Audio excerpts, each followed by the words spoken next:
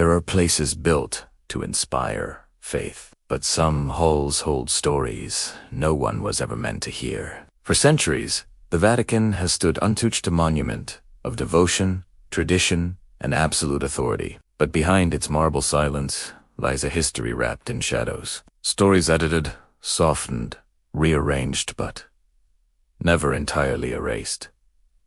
Pages that changed, events that remain without clear explanation. Tonight, we step into the pot they never show, the cameras. Welcome to the side of history that stayed behind closed doors. Historians call it the Seculum, an era of uncertainty, internal disputes, and decisions that still challenge modern reason. In the middle of this turmoil, a young pontiff rises, John XII, barely at the age of adulthood.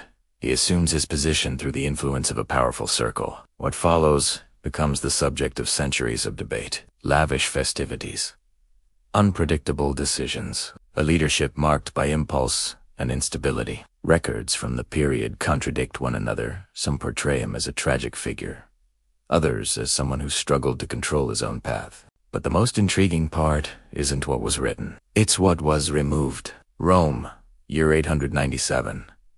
An episode so unusual that historians still hesitate to categorize it.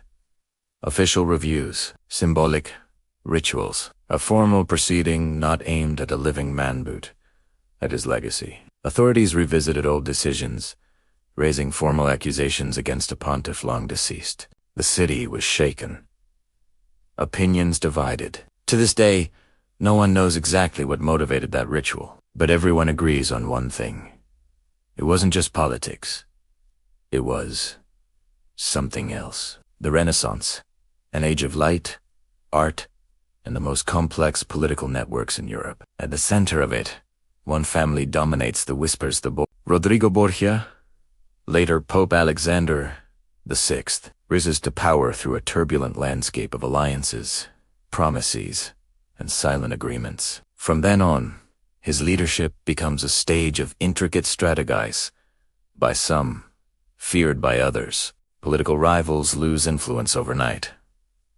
New actors appear. Territories shift. Europe watches. Cesare Borgia, almost a cinematic figure, becomes the architect of bold moves.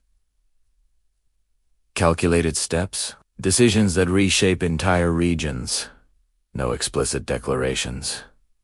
But everything was deeply felt, a presence that didn't need to be spoken, because it was seen. A gentle smile appears on the balcony of St. Peter's Square. John Paul I, kind, direct, determined to reorganize sensitive areas, especially financial processes bound by decades of complexity. He had clear plans, new appointments, internal reviews, evaluations of delicate documents. Then, in only 33 days, his journey comes to an unexpected end. No unified explanation.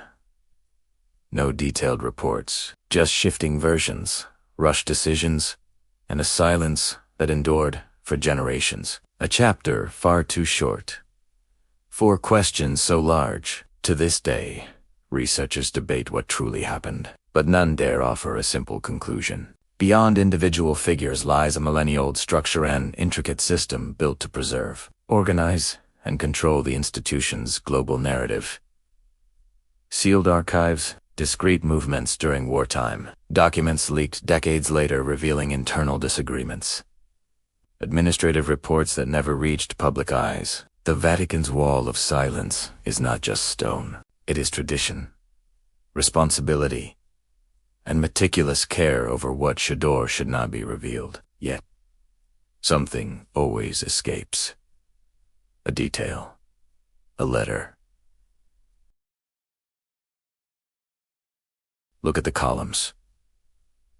The gold, the flawless architecture. Everything radiates grandeur, but behind that beauty lies a story almost no one tells. This isn't about scandals. It's about unresolved mysteries, about moments where silence speaks louder than any official document. The Bible speaks of final judgment, but here, in the real world, who decides what should or should not be told?